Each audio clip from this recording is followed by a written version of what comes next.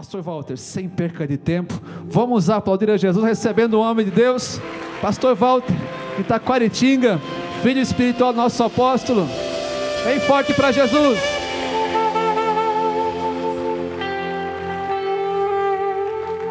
Glória a Deus, shalom, paz seja convosco. Pode tomar o seu lugarzinho, se assente. Eu já estou aqui ministrando há algum tempinho. Quem estava aqui com os jovens ontem à noite? Deixa eu ver. Uau, vocês falaram que iam vir e vieram mesmo. Quem estava pela manhã? Meu Deus. E quem estava no culto da tarde agora há pouco? Meu Deus, vocês voltaram. Me instruíram dizendo que eu podia pregar a mesma mensagem. Domingo de manhã, domingo à tarde e domingo à noite. Mas também disseram que eu poderia mudar a mensagem. E eu não sei quando eu vou voltar, então eu queria trazer algo novo para você, pode ser? Glória a Deus, toda a honra, toda a glória dada a Ele. 1000 vezes obrigado, Jesus. Eu conheço um Deus que deixa o melhor vinho para o final. Então eu quero poder... transmitir uma mensagem que Deus colocou no meu coração. No culto anterior, eu preguei sobre o rio de Ezequiel, o chamado que Deus tem para que possamos ir mais fundo. De manhã eu falei sobre os passos que Jesus deu antes dele iniciar o seu ministério. E com os jovens eu falei de coisas que precisavam morrer em nós antes de derrotarmos gigantes. Então hoje eu quero encerrar falando sobre maturidade. Porque não é só você estar na igreja, não é só você ser filho de Deus, mas tem uma diferença de você ser um bebê de colo e de você ser um filho maduro, que você pode carregar armas. E eu acredito que essa palavra é pontual para aquilo que Deus está fazendo nessa igreja nesses dias. Então eu quero hoje te preparar e principalmente fazer você ter uma visão daquilo que Deus ele fala na sua palavra, para que você possa se ver como que você está hoje. Qual que é o nível espiritual que você está em Deus? Por quê? Porque Deus espera que você cresça espiritualmente. Se compararmos a igreja como a esposa de Cristo, como Efésios 5 faz essa comparação, nós precisamos entender que a igreja a qual Jesus vem para se relacionar não pode ser uma igreja menina, porque ninguém se casa com criança. Precisamos ser uma igreja madura. Não tem problema você ser criança, o problema é você não crescer. Porque aqui, conforme nós caminhamos, os anos vão passando, biologicamente nós vamos crescendo. Só que não acontece a mesma coisa no espírito. Você pode às vezes estar 1, 2, 3, 5, 10 anos na igreja e continuar sendo uma criança espiritual. Você não amadurece com o tempo, você amadurece em posicionamento. Então eu quero mostrar para você biblicamente. Alguns textos na Bíblia que nós lemos, eles são progressivos. Eu vou te dar um exemplo. Quando Jesus disse, eu sou o caminho, a verdade e a vida. Ele não está usando sinônimos e igualando tudo, não.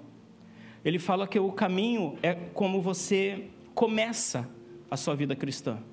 Depois, você conhecendo esse caminho, você começa a se relacionar com a verdade. Se você conhece a verdade te liberta. Uau, eu gosto de pregar para a igreja que gosta de Bíblia, que conhece a Bíblia.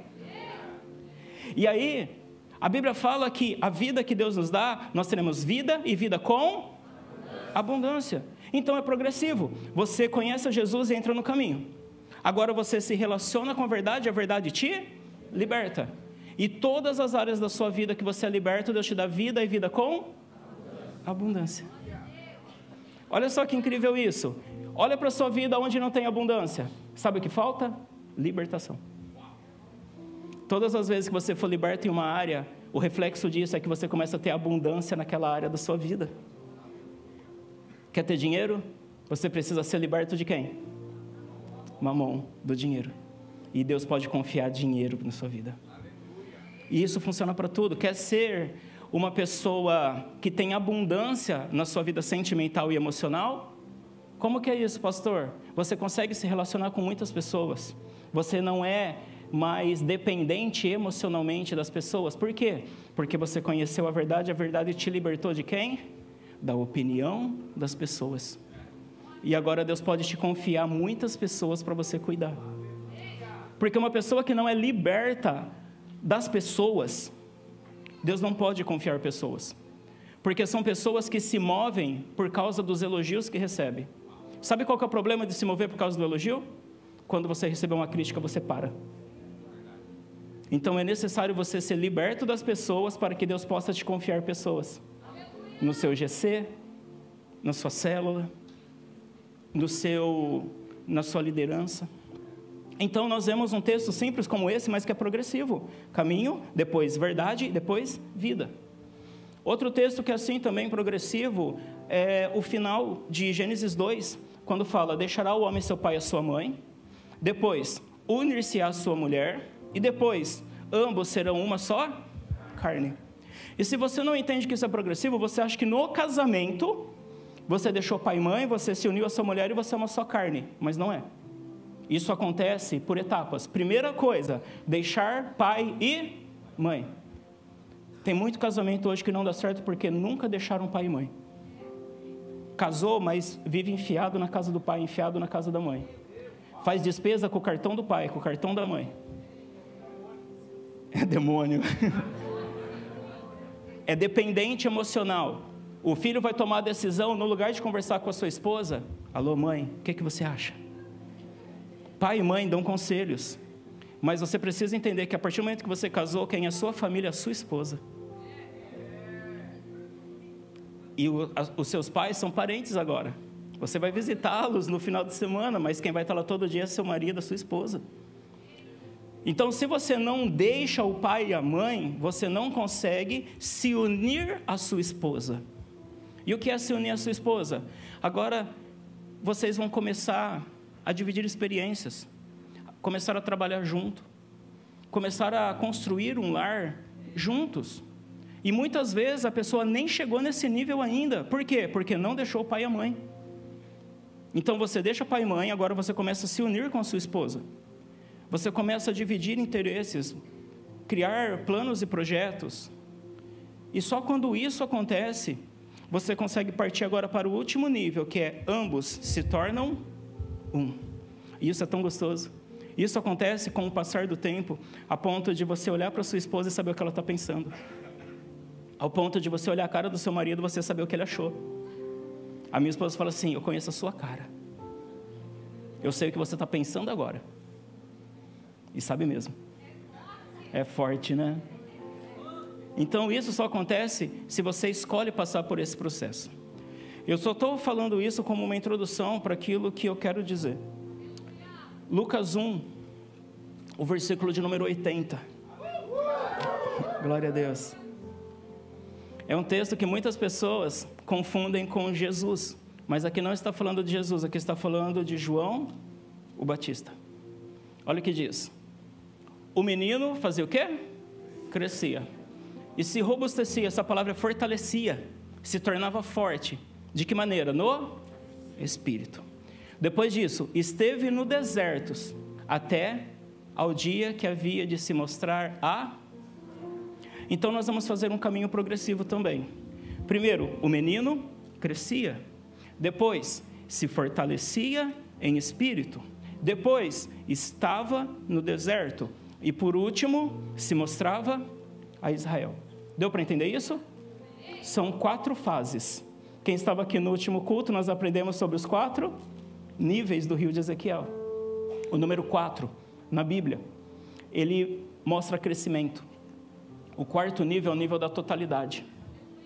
Só para você ter uma ideia, eu estou tentando pregar, mas o Espírito Santo está conduzindo algumas coisas aqui.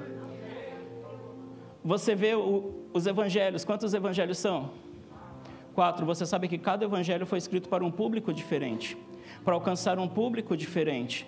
Só que também foi para um público a qual tinha níveis diferentes. Por exemplo, você vê o evangelho de Lucas. Lucas não caminhou com Jesus, Lucas estudou sobre Jesus. Ele era um estudioso, mas ele não chegou a caminhar com Jesus. Se nós vamos um pouquinho mais profundo, nós vemos o evangelho agora de Marcos. Muitos dizem que Marcos era um dos 70 que Jesus enviou. Então, ele era um discípulo, ele andou com Jesus, mas ele fazia parte dos 70 que Jesus enviava. Agora, se você olha para o evangelho de Mateus, Mateus já era um discípulo que fazia parte dos 12. Caminhava com Jesus, comia com Jesus, dormia junto com os discípulos. Ele estava mais próximo. Só que quando você lê o evangelho de João, João era aquele que reclinava a cabeça no colo de Jesus. Eu amo o evangelho de João, talvez é o livro da Bíblia que eu mais amo, porque foi alguém que não apenas estudou e ouviu falar sobre Jesus, não foi alguém que Jesus enviou, não foi alguém que apenas caminhou do lado dele, mas foi aquele que reclinava a cabeça no seu peito e ouvia o seu coração bater. Então, até ler a Bíblia se torna diferente quando você tem esse nível de revelação. João diz coisas extraordinárias, João fala diretamente para a igreja, porque é o lugar que a igreja precisa estar. 4 níveis de profundidade do Evangelho, 4 níveis de profundidades no rio de Ezequiel, e o número 4 se repete várias vezes, foram 4 vezes que Samuel foi chamado. Os querubins carregam 4 faces, cada uma de um animal. Então são todas revelações que não é o foco hoje, mas só para você entender a importância desses 4 níveis na Bíblia. Nós vemos então que a primeira parte do que Deus fala para João o Batista é: o menino crescia. Primeira fase, somos meninos na fé. Só que como o próprio texto já nos conduz, precisamos ser meninos, mas que cresça. Então o Senhor te chama para o crescimento. Por quê? Tem coisas que você não vai ouvir de Deus se você for criança. Tem assuntos que eu converso com a minha esposa, que a minha filha não pode saber. Olha o que diz em Hebreus 5, versículo 11 a seguir. Eu vou ler, para a gente ganhar tempo.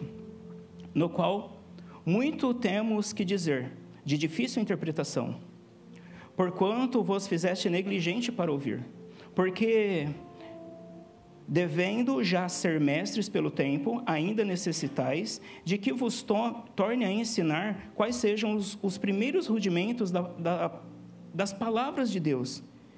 E vos haveis feito tais que necessitais de leite, e não de sólido mantimento. Versículo 13. Porque qualquer que ainda se alimenta de leite não é experimentado na palavra da... Por quê? Menino. Mas o mantimento sólido é para os perfeitos, os quais, em razão do costume, têm seus sentidos exercitados para discernir tanto o bem como o mal. Então, tem coisas que Deus não pode falar pela nossa imaturidade. Amado, e nós vivemos em um tempo de aceleramento. Existe muita obra, muita coisa a ser feita. Só que os meninos não vão poder participar disso. As crianças espirituais vão ficar de fora.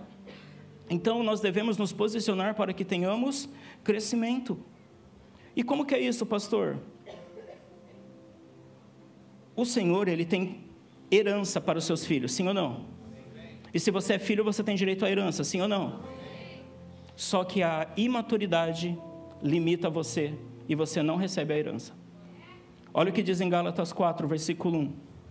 Digo, pois, que todo tempo que o herdeiro é menino, em nada difere do servo, ainda que seja senhor de tudo. Você pode ter herança, mas você só tem acesso à herança quando você amadurece. Eu não posso tirar uma nota de R$100 e dar para minha filha. Ela vai desenhar com canetinha na nota. Na verdade, eu fiz isso quando eu era criança. Minha mãe estava com o pagamento do meu pai, ela tinha recebido e deixou a bolsa lá na sala. E ela assim, tem que pagar água, tem que pagar luz, tem que pagar isso, tem que pagar aquilo. E eu achei uma nota, eu não sei se era cruzeiro, era cruzado, tá? Para quem nasceu depois aí de 1994, só pegou o plano real. Tem alguém que pegou antes do plano real? Deixa eu ver. Meu Deus, estou ficando velho. E aí eu peguei aquela nota, tinha um senhor de óculos com bigode. Alguém lembra dessa nota? Meu Deus. E aí eu fiz um desenho tão bonito, eu aumentei o bigode dele, fiz mais barba, circulei o óculos, coloquei um tupete legal, desenhei mais números, né, porque tinha pouco, eu fiz mais um monte de um número. E aí eu cheguei para minha mãe e falei: mãe, olha que coisa linda que eu fiz. Minha mãe falou: menino, você não fez isso. É o dinheiro do seu pai para a gente pagar a conta. Mas eu fiz uma obra de arte. Não, é dinheiro e não se faz isso com dinheiro. Mas eu não sabia. Então, quando nós somos meninos, Deus não pode confiar coisas grandes em nós, principalmente dinheiro. Não pode confiar em nós a herança, porque nós não sabemos lidar com aquilo. Então, se você quer fazer parte da herança, desfrutar da herança, você precisa fazer o quê? Crescer. Olha o que diz em 1 Coríntios 13, versículo 11. Quando eu era menino, falava como menino, sentia como menino, discorria como menino, mas logo que cheguei a ser homem, acabei com as coisas de menino. Qual que é a prova que você está crescendo? Você para de fazer as coisas de menino. Nós vemos aqui, falava como menino. No falar você conhece quem é maduro espiritualmente e quem não é. Sentia como menino. Como que uma criança sente? Uma criança acha que tudo é dela. Uma criança acha que todo mundo trabalha para ela. Então, quando você amadurece, você para com essas coisas de menino. E para a gente usar a Bíblia como base, existem coisas que a Bíblia fala sobre meninos. 1 Timóteo 3, versículo 6. Quando fala sobre os bispos da igreja, fala assim, ó, não neófitos. O que é isso? Um novo convertido na fé. Para que, ensoberbecendo-se, não caia na condenação do diabo. Então, o primeiro traço de um menino, ele é soberbo, ele é arrogante, ele é egoísta. Você conhece a expressão, fácil como tirar doce de uma criança? É porque você não tem filhos para falar isso. Vai tirar doce de uma criança. Como que é? Uma vez a Desirê pegou um brigadeiro. Ela segurou tão forte, amassou tanto o brigadeiro que saía brigadeiro do vão do dedo dela. Desirê, dá esse brigadeiro. Não. Meu. Desirê, dá esse brigadeiro. Meu. Crianças e espirituais acham que tudo é deles. Não divide nada com ninguém. Acha que a igreja está aqui para servi-los. Não, você não pode ser soberbo. Você não pode achar que é tudo para você. Outra situação de uma criança na fé, Efésios 4, versículo 14, para que não sejais mais meninos. Lê para mim a próxima palavra. Uau! Quem é menino é o quê? Domingo que vem você vai estar aqui? Culto da quarta você vai estar aqui? Hoje nós vemos uma geração de inconstância. As pessoas começam, param. Se você falou que vai fazer academia, faça. Se você falou que vai fazer dieta, faça. Se você assumiu um compromisso, faça o que você assumiu. Os antigos falam, aqui não tem conta, aqui é no bigode. Eu nunca entendi bem essa expressão, mas é aquilo que você prometeu, você cumpre. Você não é inconstante. Hoje nós não temos dificuldade de termos uma geração intensa, mas essa geração não é constante. É um dia que está chorando, se derramando no altar, mas no outro dia está querendo se matar. E nós muitas vezes criticamos a geração anterior que não era tão profunda como a nossa geração, mas a geração anterior era constante.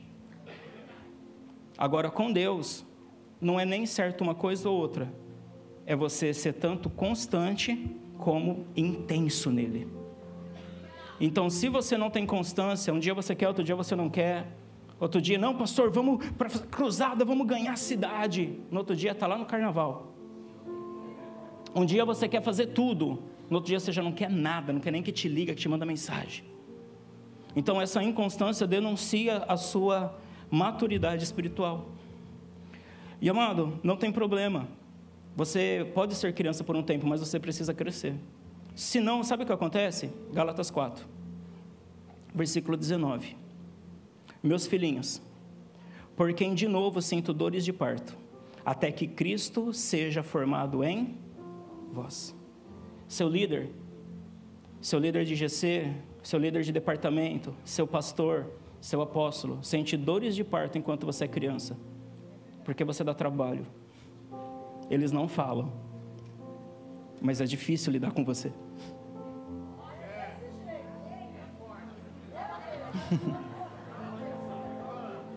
Precisa vir alguém de fora para falar.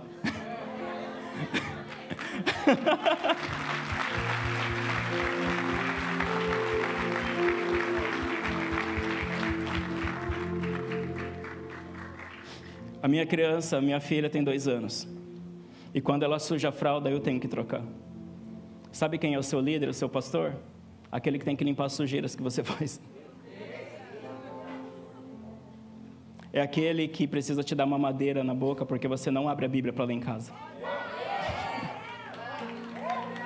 Dói, né?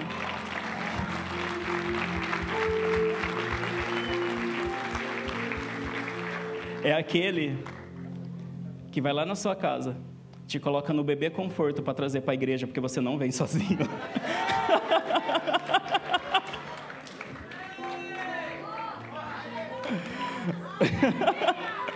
Tô pregando bem, né?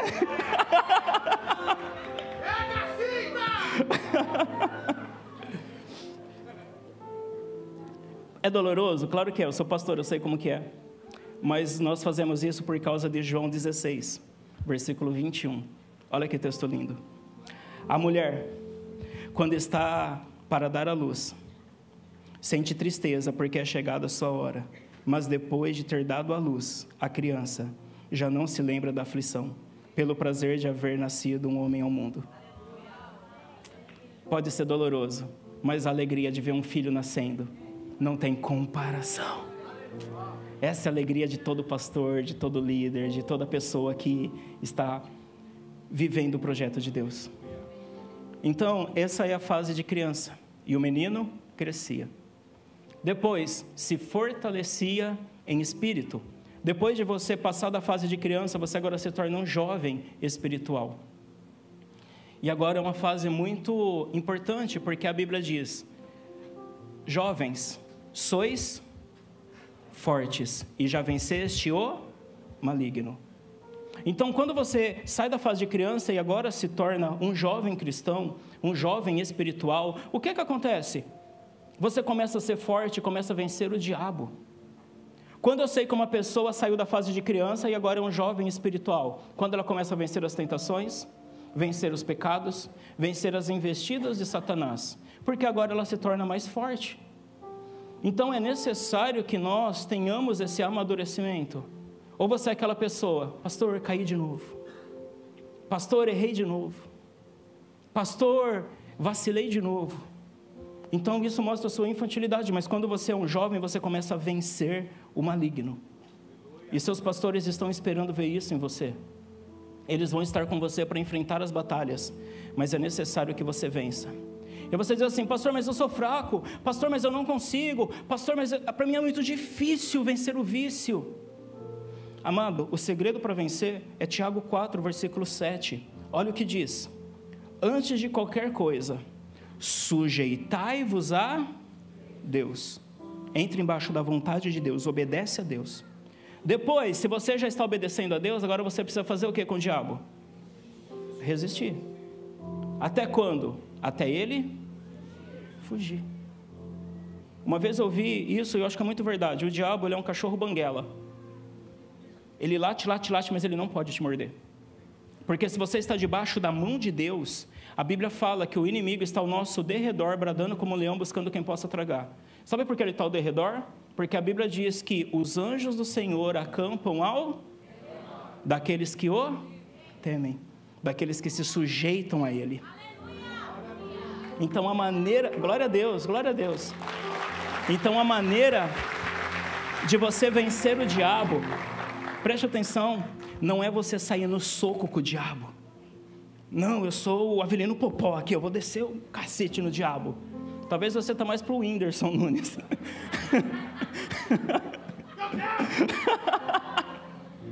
Agora eu vou, pum!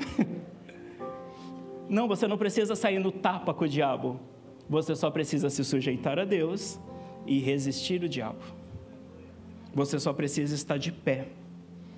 E quando você faz isso, o diabo ele corre de você. E por que a Bíblia fala de sujeição nessa fase de jovem? Porque você já foi jovem, talvez você é jovem. Uma das coisas mais difíceis para o jovem é se sujeitar.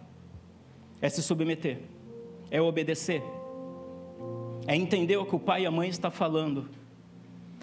Não tem problema você muitas vezes questionar, mas o problema de um jovem espiritual é, por ele ser forte, por ele ter muita energia, muita força, ele quer fazer muito. E isso acaba entrando muitas vezes numa disfunção. Eu quero fazer isso, eu quero fazer aquilo, eu quero fazer isso, eu quero fazer aquilo. Só que existem líderes e pastores que falam assim, agora não. Porque o crescimento tem mais a ver com não do que com sim. Então nós precisamos muitas vezes ser parados. A Bíblia fala que os filhos são como flecha na mão do valente. Então o que acontece? A flecha fica guardada onde? Na aljava. Ela não é usada.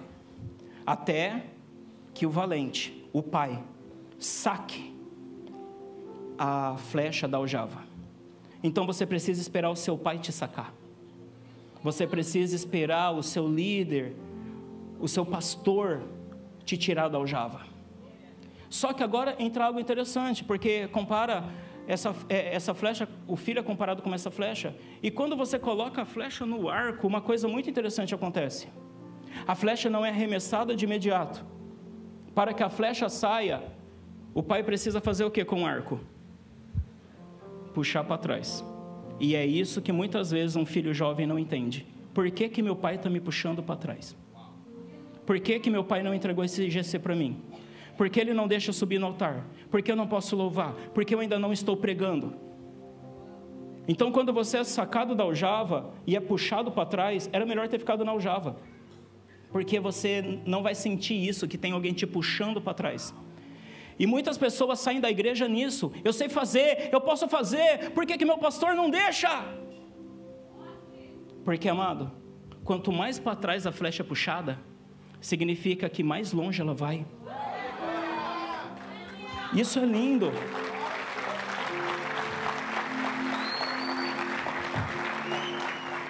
Espera, tem uma revelação mais bonita que essa. Quanto mais para trás o pai puxa a flecha, mais perto do coração do pai o filho fica. E isso sim é o que Deus ele tem para você. Você vai ser arremessado depois de você estar perto do coração do seu pai. Fica perto do seu pastor, do seu apóstolo, do seu líder. Cola nele. Qual que é o seu coração? O que você quer fazer? Corre para o coração dele, porque esse é o segredo de você ser lançado. Só que puxar para trás é impedir você de fazer o que você quer. Puxar para trás é te corrigir. Puxar para trás é te ensinar. E muitas vezes o jovem não aceita a correção. Mas olha o que diz em Hebreus 12, versículo 6. Porque o Senhor corrige o que ama. Hebreus 12, versículo 6. E amado, eu queria que esse versículo não estivesse na Bíblia. Mas olha o que diz. Ele corrige quem ele ama. E açoita a qualquer que recebe por filho. Então, você não é filho de Deus se você não tomar uma chicotada.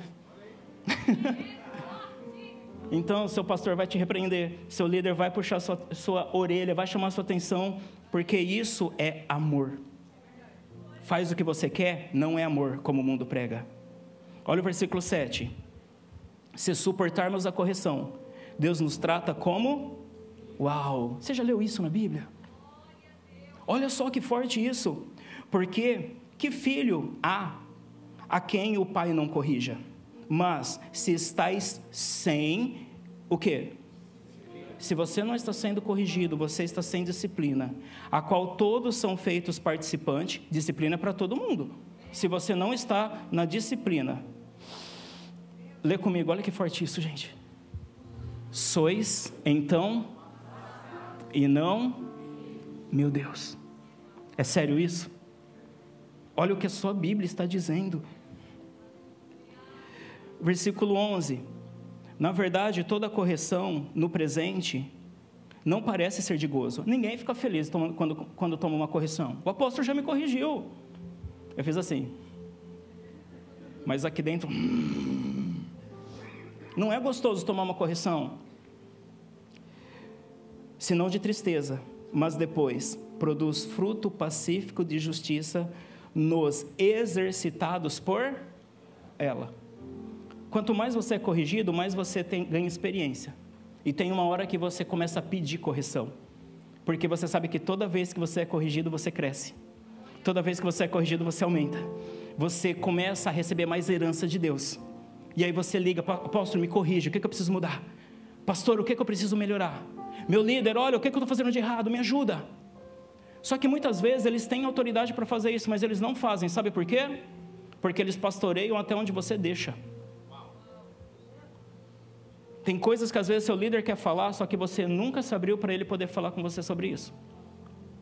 Você já chega não pedindo, você chega comunicando as coisas. Você fala que você se submete, mas você não dá oportunidade para os seus pastores te corrigir. E muitas vezes o pastor tem tanta coisa para fazer, tantas pessoas que eles precisam ajudar, que ele não vai ficar mendigando para te pastorear.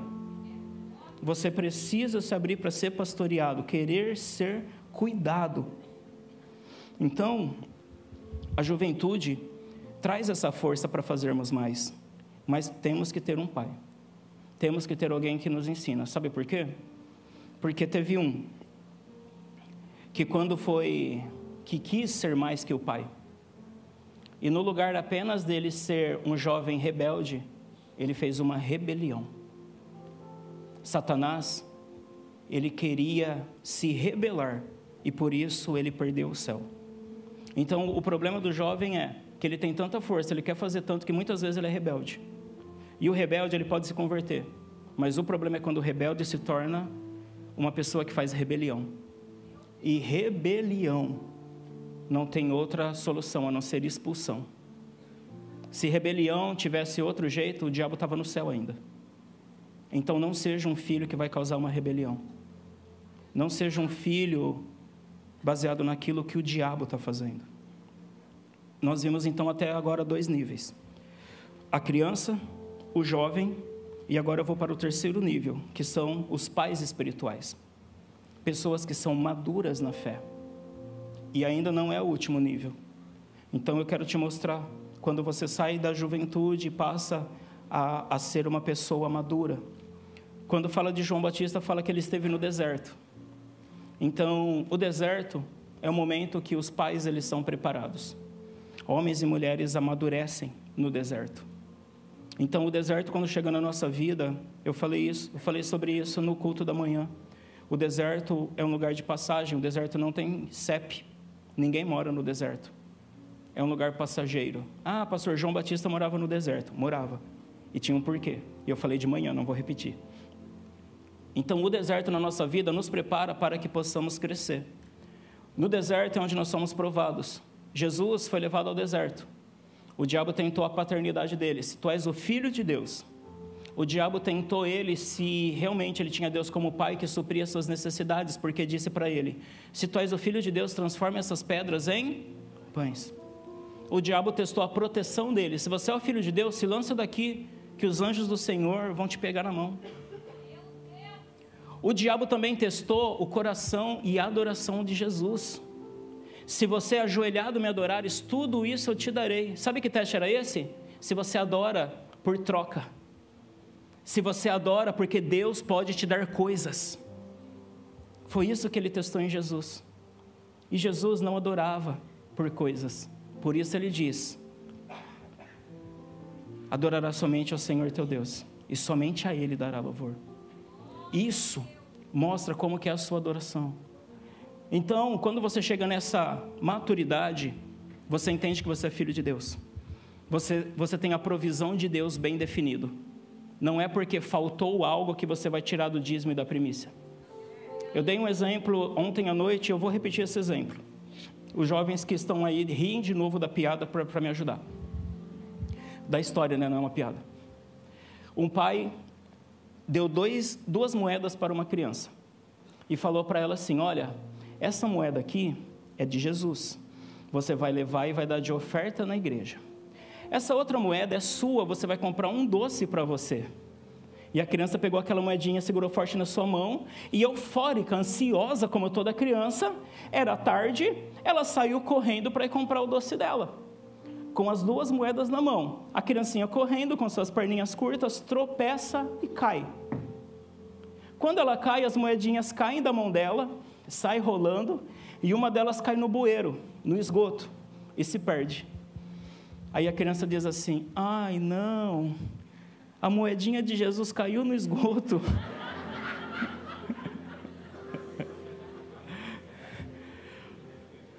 Você entende qual que é a mentalidade de uma criança? Se eu tenho 2, eu perco 1, eu perdi o de Deus. O meu, não. A gente dá risada. Mas quando você não dá o dízimo, é isso que você faz. Ai, faltou para pagar tal conta. Eu tiro de Deus. É o do de Deus que eu vou tirar. Não. O de Deus você não tira, o de Deus é dele. Então você... Glória a Deus, glória a Deus. Então o que é de Deus, amado. E isso mostra quando você é maduro. Você tem responsabilidade. Finança só pode ser dada para pessoas que têm responsabilidade. Se você é fiel no pouco, você é colocado onde? No muito. Não, quando eu tiver muito, eu vou ser fiel. Não vai ser nada. Você precisa ser fiel no pouco. No deserto que nós aprendemos a confiar na provisão de Deus. No deserto nós conseguimos ver que Deus nos protege. Mesmo que eu andasse pelo vale da sombra e da morte, não temeria mal algum, porque tu estás comigo. No deserto que a nossa adoração é colocada em xeque. Por quê? Porque é fácil adorar quando tudo está bem. É fácil adorar com o bolso cheio, com a despensa, os celeiros cheios. É fácil adorar quando o casamento está bem, mas é quando você está vivendo o pior dia da sua vida. É quando você está mediante ao caos. É quando a despensa está vazia. Se abre a geladeira, está que nem coco, branquinho, só tem água dentro.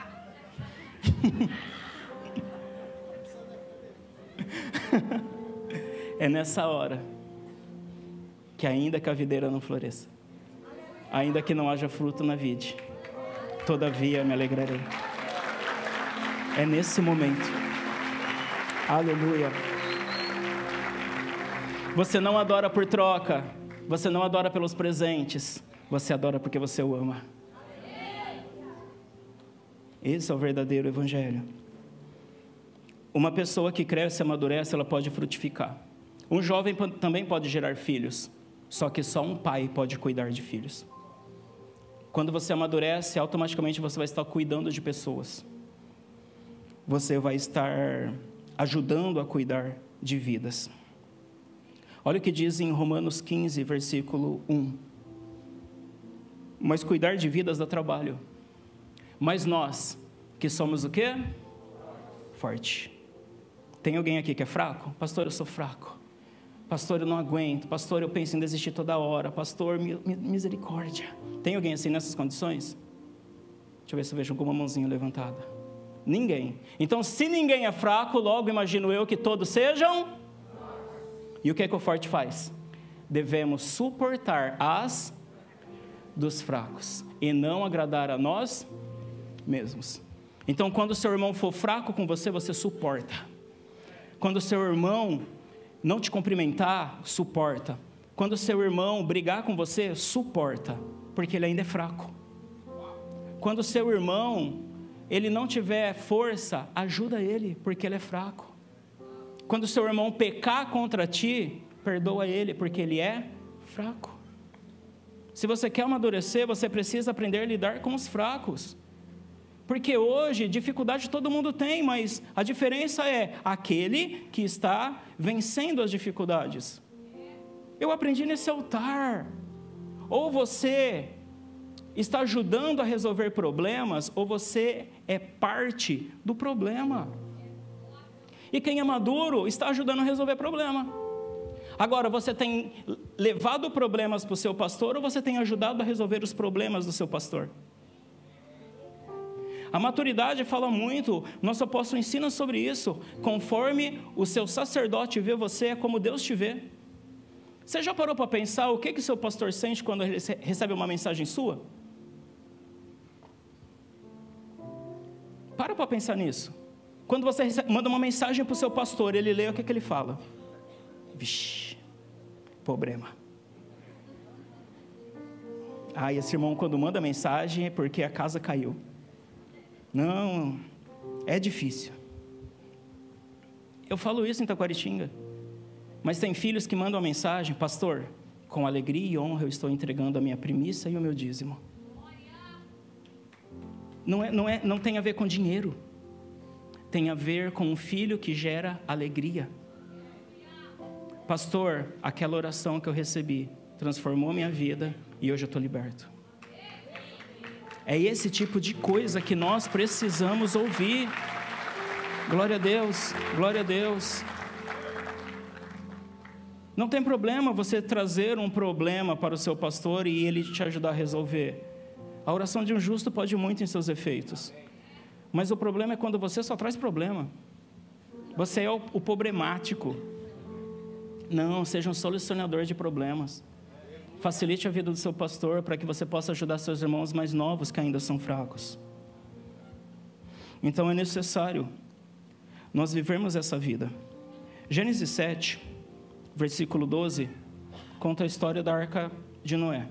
Olha esse texto. E houve chuva sobre a terra 40 dias e 40 noites. E no mesmo dia entraram na arca Noé, seus filhos, Sem, Cã e Jafé, sua mulher e as mulheres de seus filhos. Se eles já eram casados, vocês entendem que esses filhos são maduros? Sim ou não? Tá. Então vamos pensar um pouco. Eles estavam na arca em 8 pessoas.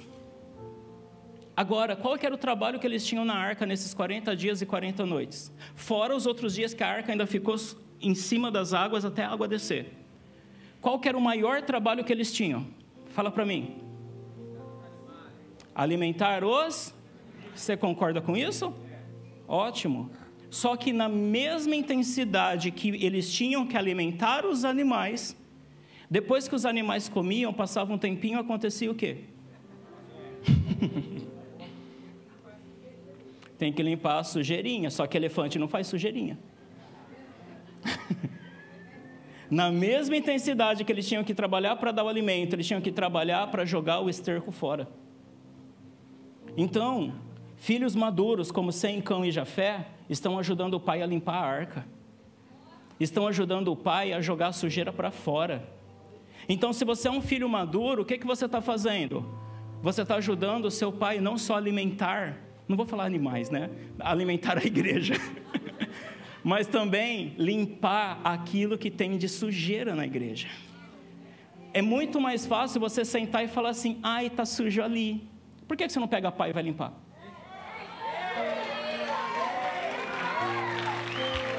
Glória a Deus, glória a Deus, glória a Deus. Que está sujo a gente sabe. O problema é, tem filhos maduros para limpar essa sujeira? Para pegar essa pá e jogar para fora? Por quê? Porque quando não se faz a limpeza, sobrecarrega o pai. E se tem muita sujeira, o ambiente começa a ficar insuportável. E a pessoa fala assim: quer saber? A igreja está tudo errado, a igreja só tem sujeira, a igreja nada presta. Eu vou para o mundo, eu vou para fora. Fora da arca tem morte. Não tem vida fora da arca. Você vai ver corpos boiando, você vai ver pessoas mortas lá fora.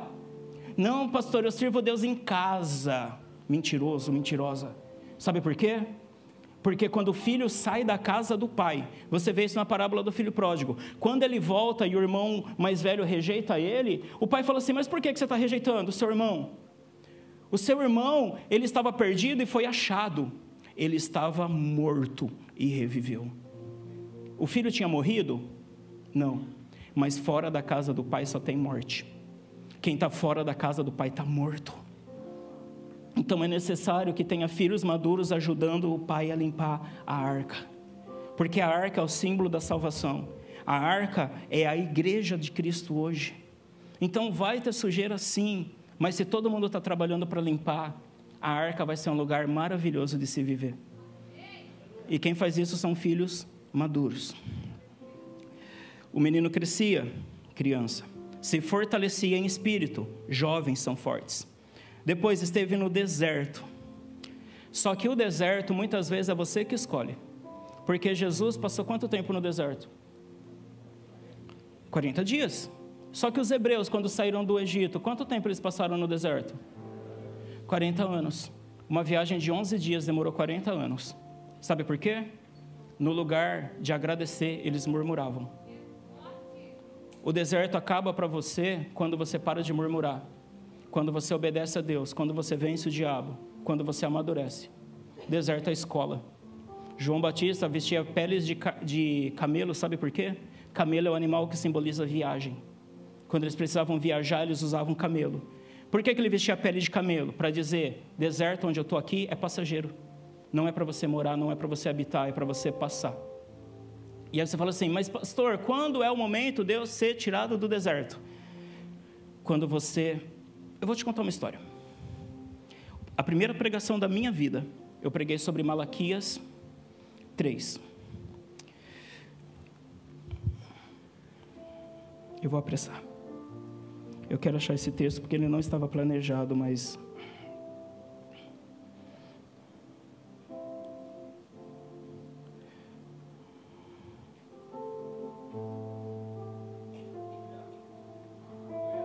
Malaquias 3:3. Esse texto foi minha primeira pregação há muitos anos atrás, eu nunca esqueço dele. E assentar-se-á como fundidor e purificador de prata, e purificará os filhos de Levi, e os refinará como ouro e como prata. Então, ao Senhor trarão ofertas de justiça. Eu vou falar sobre Malaquias, mas não é sobre dízimo. Mas talvez faça sentido para você. Como que Deus se assenta? Como fundidor e purificador de prata. Isso faz toda a diferença. Por quê? Imagina uma mulher que está cozinhando feijão, e de repente ela deixa lá o feijão pegando pressão, e ela fala assim, enquanto o feijão pega pressão, eu vou assistir uma novela mexicana. Eu sei que você não faz isso, mas só imagina na sua cabeça. E ela senta lá, e começa a assistir, Rogério Rodrigo Rodolfo, né? É legal, né, ter esse nome composto, acho. Primeira trilogia de muita gente foi Maria Mercedes, Maria do Bairro e Marimar.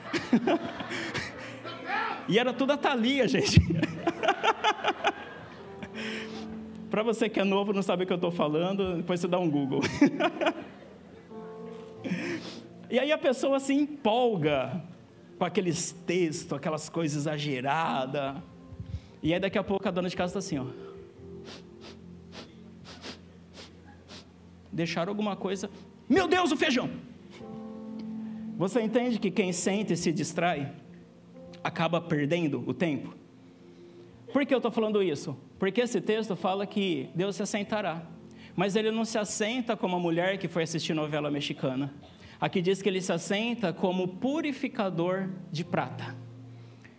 E aí você vai estudar para entender o que um purificador de prata faz. E foram perguntar, como que o purificador de prata trabalha? E aí, o purificador de prata... Traz uma cadeira para mim, por favor. Como que um purificador de prata se assenta? Vou fazer aqui porque acho que fica mais visível. Pronto. O purificador de prata, ele se assenta. E para ele purificar a prata, ele precisa segurar a prata no fogo, com uma tenaz. Lembra de Isaías 6? O anjo pegou a tenaz com a brasa e tal. Então o purificador pega a prata com a tenaz e coloca no fogo. Mas não é em qualquer lugar do fogo. Ele precisa colocar onde a chama é mais quente. Vamos lá.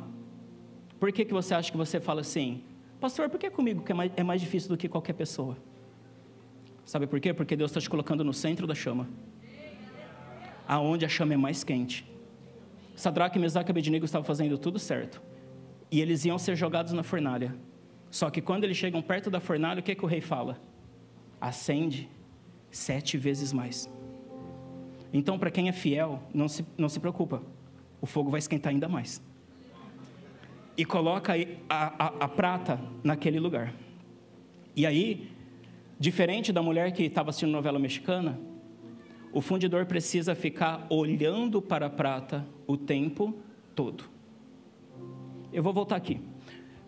Mas você, homem, quando você era mais jovem, quando sua mulher pediu, hoje nem tem tanto isso, mas você já ferveu leite?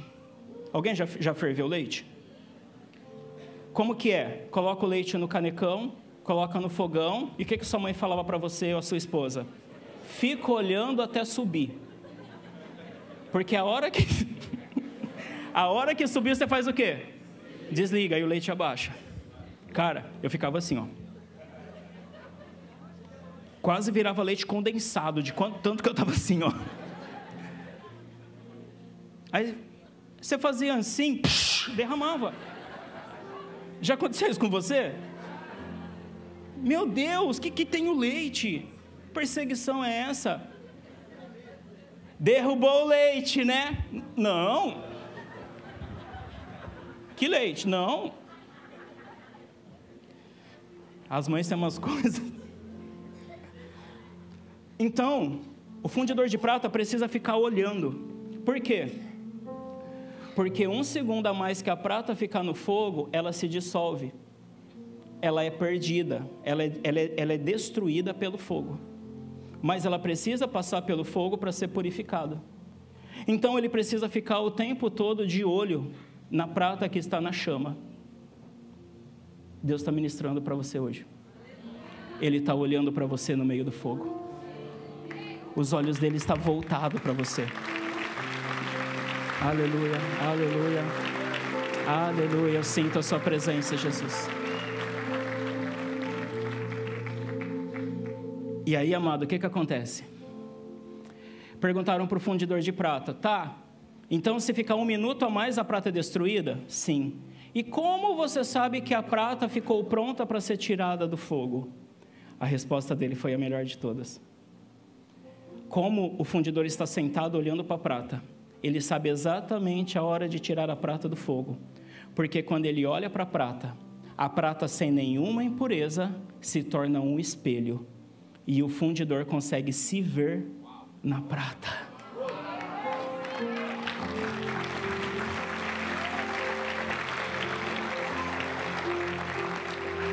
Qual que é a hora que Deus te tira do fogo? Qual que é a hora que Deus te tira do deserto? Quando Ele começa a se ver em você. Quando você se torna um espelho da glória de Deus aqui na terra.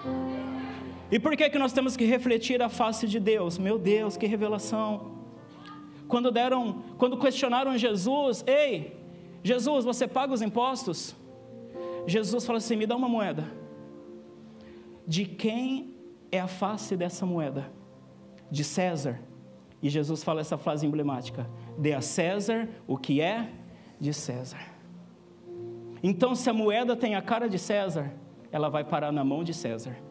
Mas se você tem a face de Deus em você, você vai parar na mão de Deus.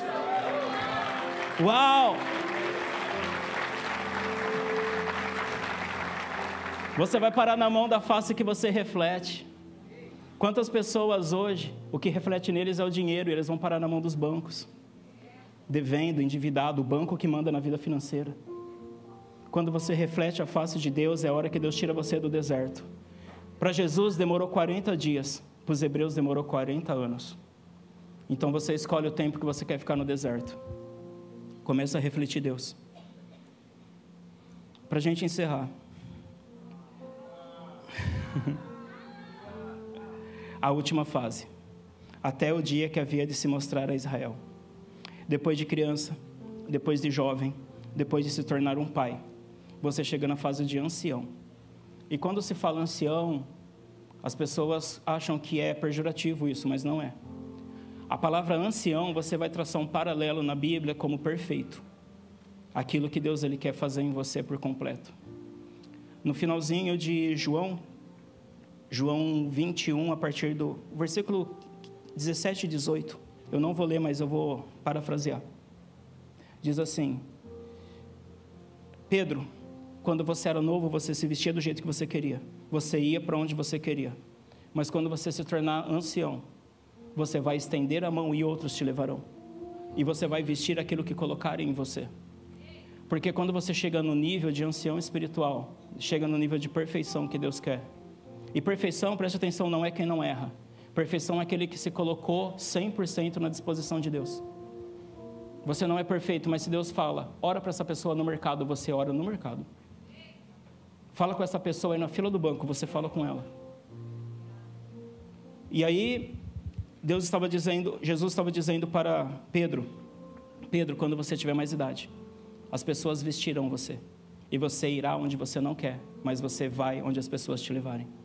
Simbolizando como que é a nossa vida quando nós entregamos 100% para Deus.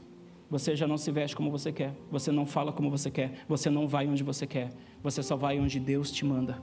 Você só fala o que Deus te manda. Você até veste o que Deus te manda. Você trabalha onde Deus manda. Você começa a viver 100% na dependência de Deus e do Espírito Santo. No culto da tarde eu falei sobre o rio de Ezequiel. O último nível é águas tão profundas que você não tem controle mais da sua vida. As águas te levam onde você precisa ir.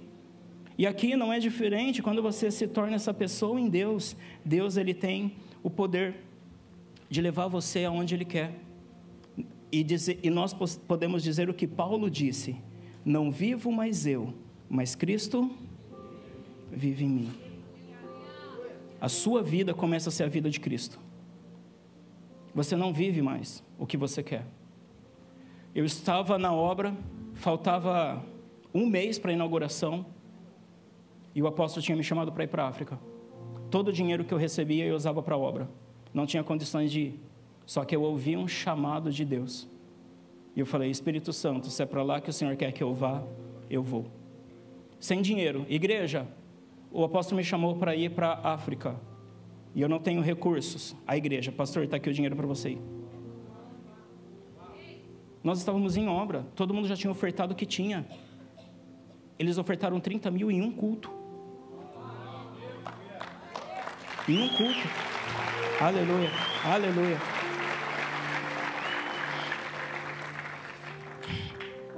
Apóstolo, eu não tenho visto, mas eu vou correr atrás. O documento da minha esposa enrolada, não saía o RG novo dela, e eu estava esperando para fazermos juntos. Eu mandei mensagem para a secretária da igreja: olha, se não der certo da pastora, tira pelo menos o meu passaporte, o meu visto, que eu vou precisar. Amado, coisa de menos de uma semana, meu passaporte estava pronto. O meu visto foi tirado junto com todo mundo que já tinha passaporte. Então, eu obedeci um chamado e Deus mandou completamente o recurso do que precisava. Eu precisaria estar na obra, porque a igreja estava ainda faltava muita coisa, e faltava apenas um mês para a inauguração. Só que Deus cuidou de tudo. Deus fez tudo. Nós inauguramos uma igreja linda, não teve falta de nada. Mas por quê? Porque eu obedeci um chamado de Deus. E, amado, o que eu vivi na África com o apóstolo Pedro não tem comparação. As pessoas irão escrever sobre as experiências que nós vivemos lá nesses dias. Você pode ir ano que vem, mas foi a primeira vez. A ponto do apóstolo olhar para nós e falar assim: se eu não tivesse mais nenhuma viagem no mundo, nenhuma viagem na minha vida, essa viagem valeu toda a pena. Então eu não poderia ficar de fora, mas eu obedeci o que o Espírito Santo queria. Eu não tinha dinheiro para ir, mas eu obedeci o Espírito Santo. Eu não tinha condições de ir, mas Deus proporcionou tudo porque eu obedeci o Espírito Santo. Quando você entra nesse nível, não é você mais que vive, mas Cristo vive em você. Curas acontecem, por quê? Porque você não ora porque você acha ou crê, não, porque você obedeceu a ordenança de Deus. Você vem para a igreja porque não vive mais você. Quem é você para ficar em casa assistindo? Na minha época era Domingão do Faustão. Hoje eu nem sei mais o que passa na TV, porque faz décadas que eu não assisto mais TV ao domingo à noite. Porque não sou mais eu que vivo, mas Cristo vive em mim. Amado, aquilo que o apóstolo falou recentemente é uma verdade. Você trabalha a semana inteira para dedicar o seu final de semana para a sua paixão, para a sua vida realmente. Você pode ser um arquiteto, você pode ser um vendedor, você pode ser uma lojista, você pode trabalhar no mercado financeiro. Isso tudo não te define. O que define é o que o Pai fala ao seu respeito. Isso tudo é uma desculpa para a sua obra missionária onde você está. Porque quem é filho de Deus realmente faz aquilo que o Pai deseja. Quem me ama, guarda os meus mandamentos. Eu quero caminhar para o final. E eu quero encerrar com uma última revelação. Cantares 6, versículo 10. A Bíblia fala, né, para quem estuda a palavra de Deus, já fez teologia, você vai ouvir que Cantares faz parte dos livros poéticos da Bíblia. Só que meu Deus não levanta poetas, meu Deus levanta profetas. Glória a Deus, glória a Deus. Então, Cantares não é apenas um livro poético, mas é um livro profético, porque Efésios fala que o relacionamento de Cristo e da igreja é representado pelo casamento. Deixa eu contar para você um pouquinho da história de Cantares. Cantares tem uma história linda. A história diz, por detrás de Cantares, que o rei está passando pelo seu campo de uvas, e de repente ele vê uma moça muito linda, muito bela, a pele morena, cor de jambo, e o rei se apaixona por ela, o rei Salomão. E o rei pega e estende o seu cetro em direção a ela, como nós lemos no livro de Esther. Quando o rei estendia o cetro, ele estava chamando aquela pessoa para vir à presença dele. Só que quando ele estende o cetro de autoridade para aquela jovem, ela foge de medo, ela sai correndo. E aí, o rei, interessado nela, principalmente agora porque ela fugiu dele, o rei se disfarça de um homem comum, de um trabalhador da vinha, para se aproximar daquela mulher e começar a conversar com ela. Quando você lê Cantares, você vai ver a sunamita dizendo assim: aonde estão as suas vinhas? Aonde você apacenta os seus rebanhos? Porque ela não conhecia. E amado, quando você vê essa história, parece uma história boba, mas é a história da nossa vida. Deus aparece no Antigo Testamento poderoso, com voz de trovão, e quando Ele pede para santificar o povo, e chama o povo para a presença dEle, o povo foge, como aquela mulher fugiu. Então o Deus Todo-Poderoso precisa se disfarçar de humano, e vir na terra como Jesus, para poder se relacionar com o seu povo. É linda essa história, só que não é essa a revelação. Essa revelação é para você entender que a Bíblia em Cantares está falando sobre Salomão e a sua esposa, a sunamita. E se Efésios fala que o casamento é representação de Cristo com a igreja, Cantares agora se torna um livro profético, falando do relacionamento de Cristo conosco, com a igreja. E agora, olha o que Salomão, o esposo, fala para sua esposa. Quem é esta que aparece como a alva do dia, formosa como a lua, brilhante como o sol, terrível como um exército com bandeiras? Pode parecer uma citação que não faz sentido para nós, mas lembra que eu falei dos textos que são progressivos? Você se lembra disso? E aqui nós vemos 4 níveis da igreja.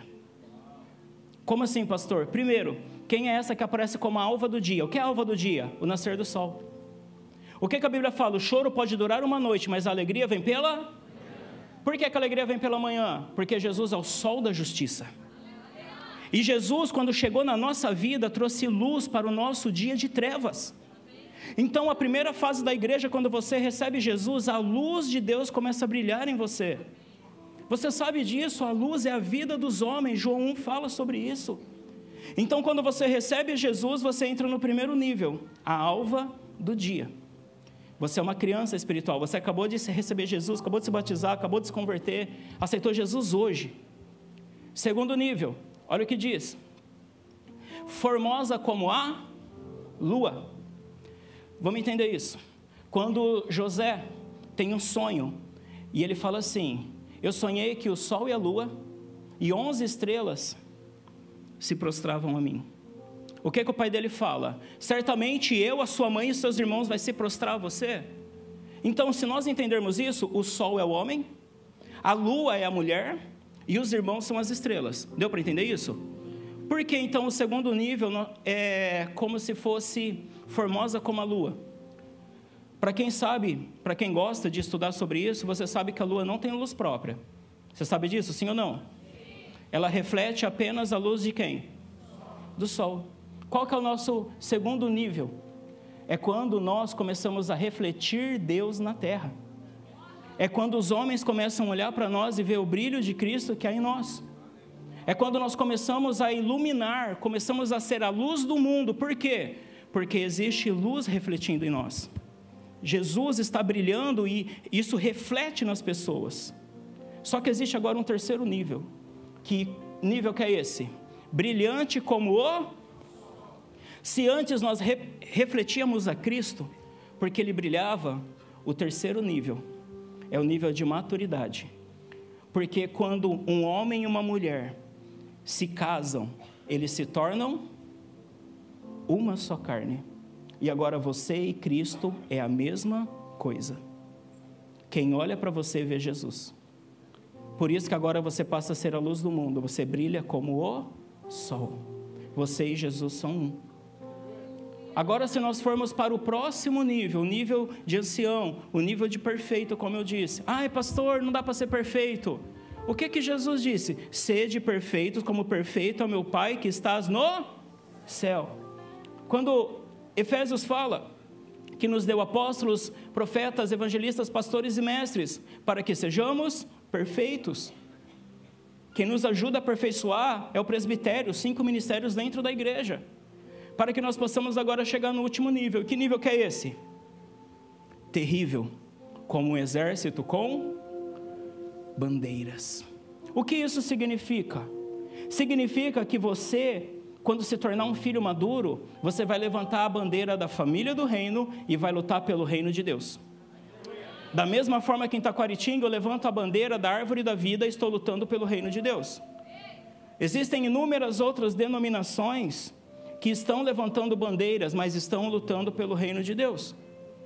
Então você precisa ser um filho maduro, um filho que está pronto para a batalha, porque você passa da fase de alva, lua, sol e se torna um terrível exército. Não é para o diabo te amedrontar, é para você ser o terror de Satanás. É para o dia. A Bíblia fala em Mateus 16: e as portas do inferno não prevalecerão. Então não é você escondido na sua casa fechando a porta para o diabo não entrar, é você metendo o pé no inferno e resgatando vidas que ele prendeu. Isso é um exército com bandeiras. Esse é o propósito de Deus, filhos maduros. E eu encerro com Romanos 8,17. Esse texto aqui faz total diferença quando você lê no original. Porque diz assim, Romanos 8,17. E se nós somos filhos, somos logo herdeiros também, herdeiros de Deus e co-herdeiros de Cristo. E se é certo que com Ele padecemos, para que também com Ele sejamos glorificados. Porque para mim, tenho por certo que as aflições desse tempo presente não são para comparar com a glória em que nós há de ser revelada. 19, porque a ardente expectação da criação espera a manifestação dos... Quando você vai para o original, essa palavra filhos, não é um filho que chama o pai de Aba, não é um filho que chama o pai de paizinho, é um filho maduro, que reflete o que o pai é. Então, o que o mundo está esperando ardentemente, não são filhos infantilizados, não são bebês na fé, mas são filhos maduros que se posicionam como um exército. Não tem problema eu chamar meu pai de paizinho, quando eu estou lá na casa dele, fazer um cafuné na cabeça dele, beijar ele. Mas em situações de autoridade e de responsabilidade, não é paizinho, é pai. As pessoas trouxeram a intimidade do secreto para os altares. E eu não falo que isso é errado, mas doutrinou a igreja a ver Deus como um papai, papaizinho, meu papai. Só que, amado, quando somos filhos maduros, nós sabemos que Deus é o nosso pai, mas Ele é um general de guerra, Deus forte, todo poderoso, ancião de dias, vitorioso na batalha, Deus de guerra, Deus poderoso, o Criador do céu e a terra, aquele que tem todo o poder no céu, na terra e embaixo dela, o que despojou principados e potestades, o que o expôs publicamente para a glória de Deus Pai. Esse é o meu Deus, poderoso, glorioso, poderoso, poderoso, poderoso. Que se levante uma igreja igreja gloriosa, que se levanta uma igreja terrível, que o inferno trema quando você acorde, que o diabo passe mal de ouvir o seu nome. Seja conhecido no reino de Deus. Adora Ele como um filho maduro, como uma igreja posicionada.